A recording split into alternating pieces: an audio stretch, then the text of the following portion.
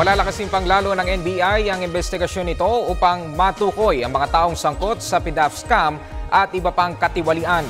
Ayon kay NBI Director Virgilio Mendez, bahagi ito ng adhikain ng gobyerno na tahakin ang tuwid na landas. Si Noel Perfecto ang ating tagapagbalita.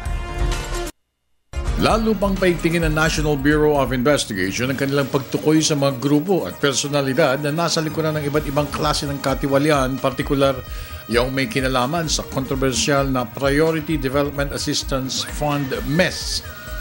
Ito ay matapos na unti-unti nadaragdagan ng mga naglulutangan ng mga whistleblowers gaya ni Ruby Tuason, ang dating Social Secretary ng dating Pangulong Erap Estrada. Ayon kay Director Virgilio Mendez, ang kampanya ng gobyerno ay lipulin at hanapin ang lahat ng mga isinasangkot sa mga katiwalian, maging ito'y may kinalaman sa bilyon-bilyong pisong fund scam, pyramiding scams at iba pang mga ilegalidad na sobrang nagpapahirap sa bansa. Yes, actually hindi lang dito. We go on nationwide already. Meron silang mga operation sa many provinces in Cagayan de Oro. There are some efforts also somewhere in Visayas. Yes, we're doing our best. All agencies are now involved. Tungkol naman sa reklamo ni Congressman Teodoro Jaresco, sinabi ni Mendez na agad na magsumite ng request sa kanyang mambabatas para mapag-aralan ang kaso nito. It is always his right to come to the office, submit whatever documents he has, but just to put things straight.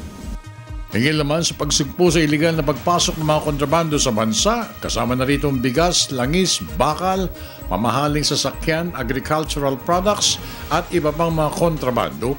Sinabi ni Director Mendez na patuloy na binabantay ng mga otoridad at di maglalaon aniya ay masusukol at makakasuhan rin ng mga ito.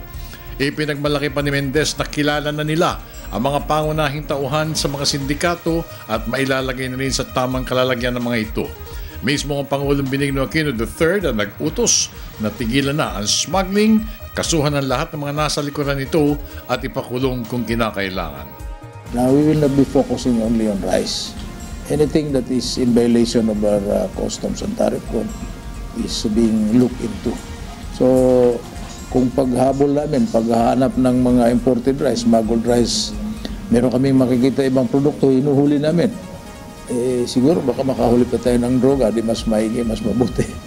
Para sa Telebisyon ng Bayan, ako naman si Noel Perfecto.